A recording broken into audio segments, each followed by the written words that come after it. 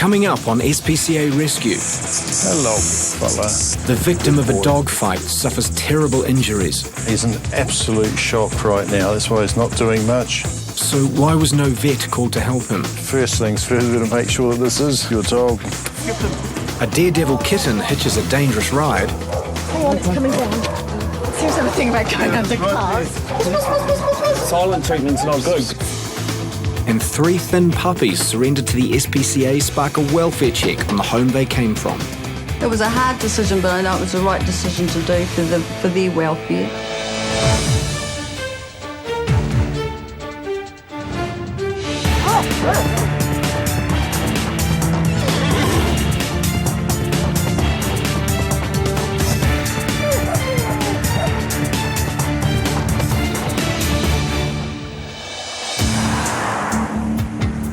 In Avondale, the SPCA has been called to help a sick animal that has wandered onto a stranger's property. Oh, that's the dog up here? Yeah. Hello, big fella.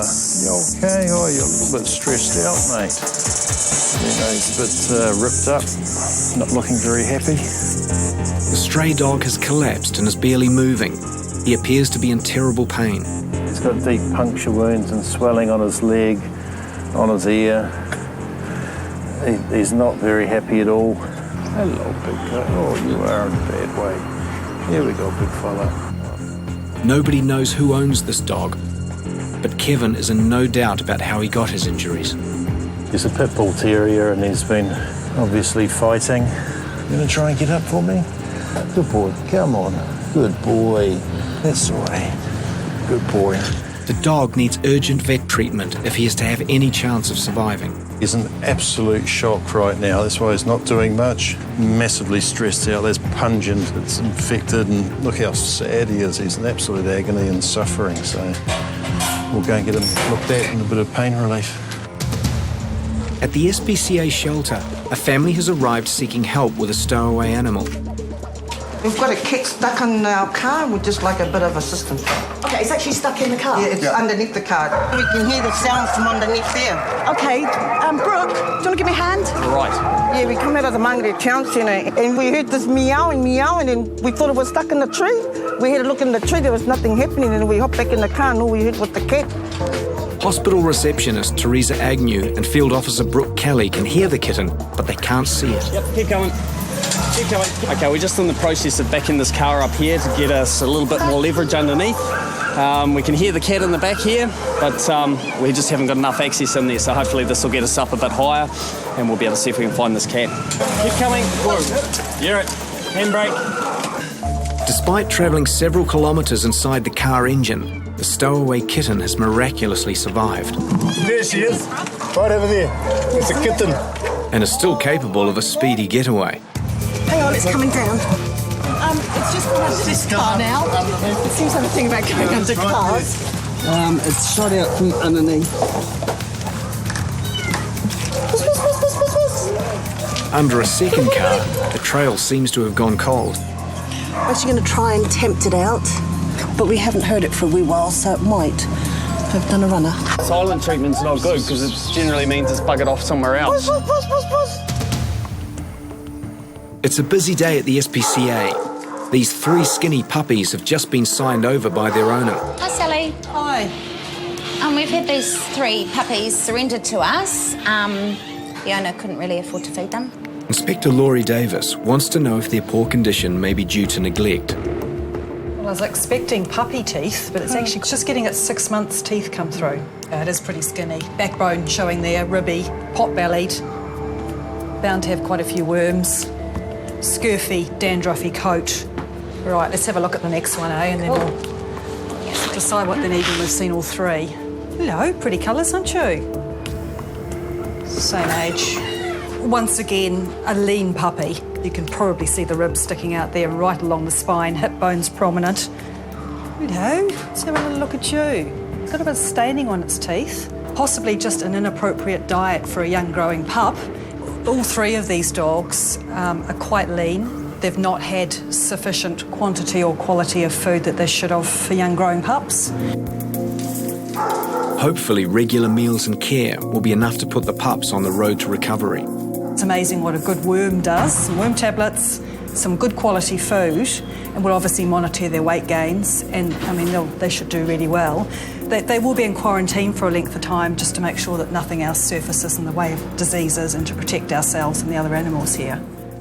But the pup's poor condition rings alarm bells about another dog that the SPCA has never seen. Seeing these 3 pups, it would definitely be wise for us to have a look at Mum and just see what sort of state she's in. I mean, at least we'd be pretty sure she probably needs a worm and a deflea and some talking to them perhaps about food. No, thanks for that, Sally. I've been given a job, so I'll be popping up to the property and checking on the mum. Okay. Do you want to grab a net? Outside the SPCA hospital, Brooke and Teresa are trying to find the kitten that's stowed away underneath a car. Are you sure it's in there? After checking 2 car engines, another staff member spots something moving inside an empty kennel. Yep, it is. That's it. It seems the kitten escaped from the cars during the search and found another place to hide away. Riley.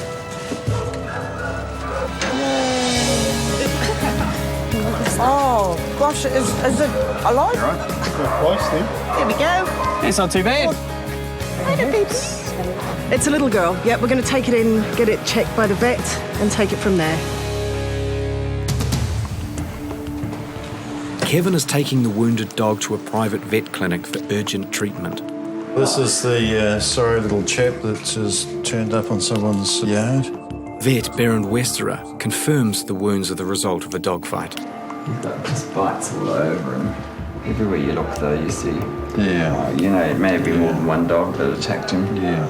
It's running a roaring fever. I mean, what we need to do is use some antibiotics and start those off. We certainly need pain relief. The dog is now so weak, he hardly reacts to vet treatment. He doesn't even care, does he? No. That stuff stings a bit, so... Kevin now turns his attention to finding out who is responsible for this dog's plight. At the moment, he's a stray dog. Chances are there's no one going to come for him. So it's not looking great for him at all, even if he makes it through these injuries. The dog's chances of survival are slim, but Berend will do all he can to ease his suffering. We've given him some pain relief, we've given him some antibiotics. We'll give him more antibiotics later. We're just going to place an intravenous drip because he's quite dehydrated as well. He's running a very high temperature and, it's obviously he needs lots of tender care.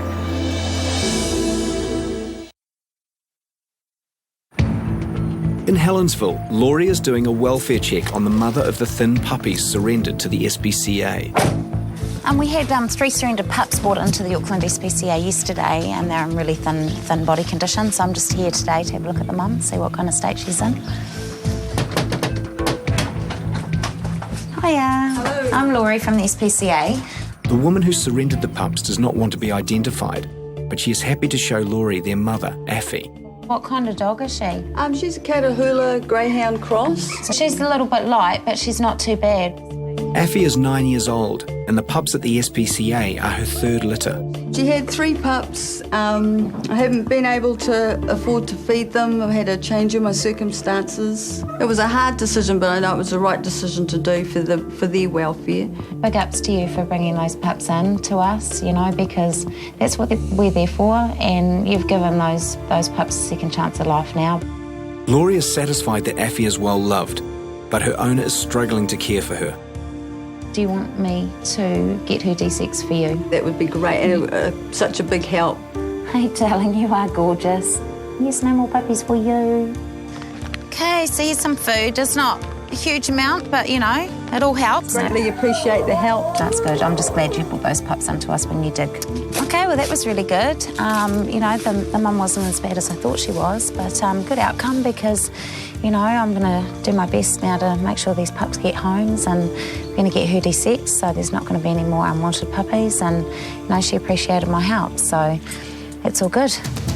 Hi, Peter. Little kitten we just pulled out from under a car. It's had quite an adventure. It's a stray kitten? Yeah, a little stray kitten. Oh, she looks fine, doesn't it? Oh, that's amazing, isn't it? Because often they get in the motor and they get themselves caught up in the belts and have all sorts of dramas. So obviously, was it he or she? She's found herself somewhere comfortable. Incredibly, the kitten that's stowed away in the car engine has survived its adventure unscathed. Oh, it's probably lucky it didn't get itself attached to a moving part, isn't it? She's quite friendly, so she must have been handled, I would say, at some stage. I don't think she's off a She's not a typical wild, is not she? off a wild stray, I wouldn't think. But the kitten is not out of the woods yet. She is very young and should still be with her mother.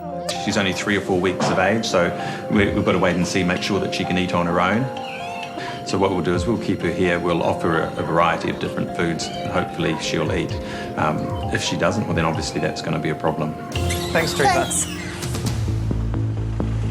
The day after picking up the dog injured in a fight, Kevin is returning to the vet clinic. Unfortunately, he didn't make it through the night, sorry. No. He was pretty toxic when he came in. He had multiple bite wounds and he went into septic shock, I think. Dear. Yeah. No, we've done the best that we possibly could for him. He was in desperate need of help when we found him. Come on, fella. Kevin is taking the dog's body as evidence for a possible criminal investigation. I'll be looking into things, scanning him for a microchip, checking lost and found books, doing everything I possibly can to see if we can locate an owner. But yeah, it's very frustrating jobs like this. I've got very little to go on, but I'll do what I can. After 3 weeks of regular food and medical treatment, the 3 underweight puppies are bouncing back to health. Your big legs everywhere. The canine attendants have chosen new names for the surrendered pups. They've progressed really well. When they first came in, they were quite nervous, and so they've come out of their shell. Individually, their temperaments are quite unique. You know, Bam's more of the gentleman. He's kind of the more reserved, mature of the 3. Shadow, the little black and tan boy, he's the real cheeky one. Daisy is definitely the lady out of all 3 of them. She's the only girl. However, all 3 have had a setback. They've got kennel cough at the moment, so we're just waiting.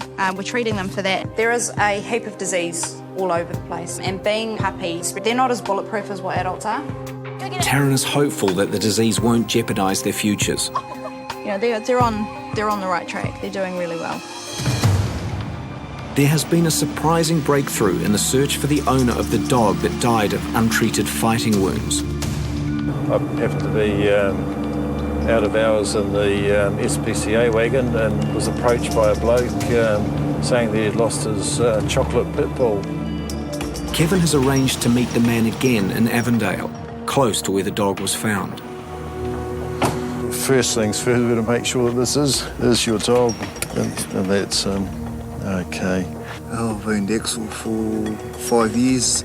He was quite a good guard dog, but he wasn't a fighting dog. The neighbours not too keen on having a pit bull out here, so I had to send him out to South Auckland to a friend's place. It was while his dog was staying with his friend that Jesse says Axel received his injuries.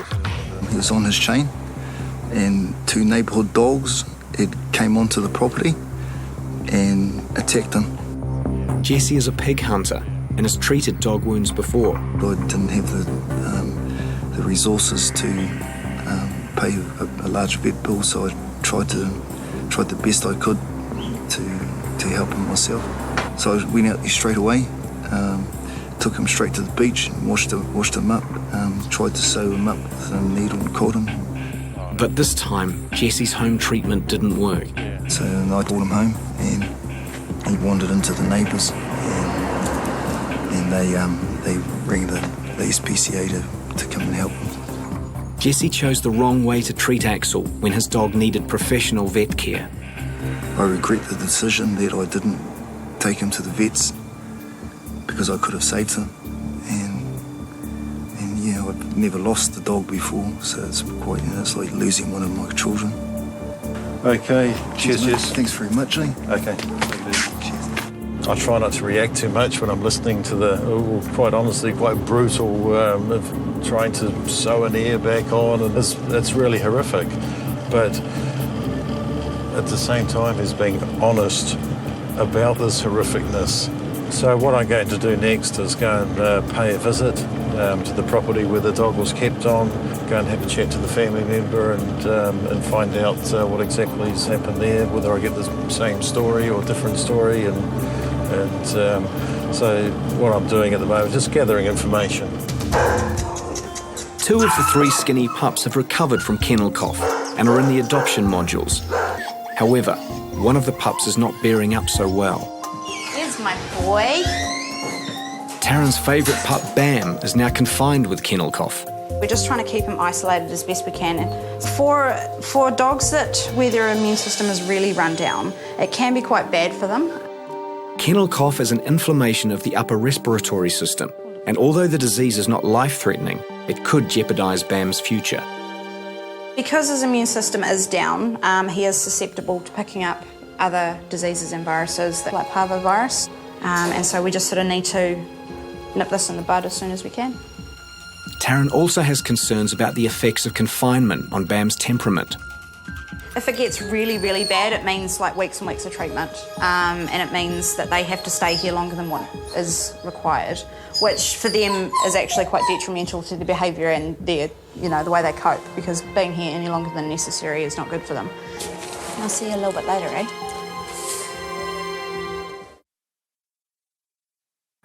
In Manurewa, Kevin is visiting a woman who was looking after the dog Axel when he was attacked.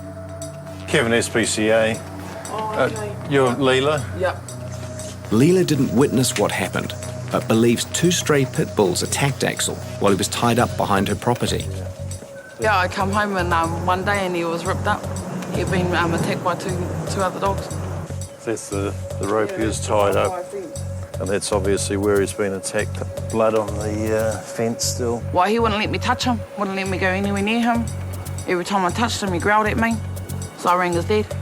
Leela called Axel's owner Jesse, and he came immediately. He tried everything, tried stitching him up. Yeah. Stitching his wounds up and all that. Did that not go well? Didn't go well, no. Neither she nor Jesse could afford to pay for vet treatment for Axel. For me, it's heartbreaking.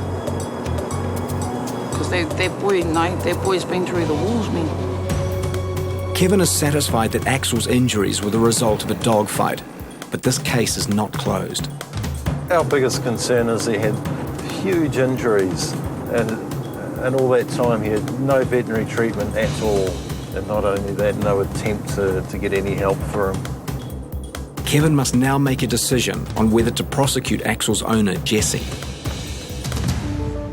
Just weighing the kitten. It's a good way to make sure that they're making progress.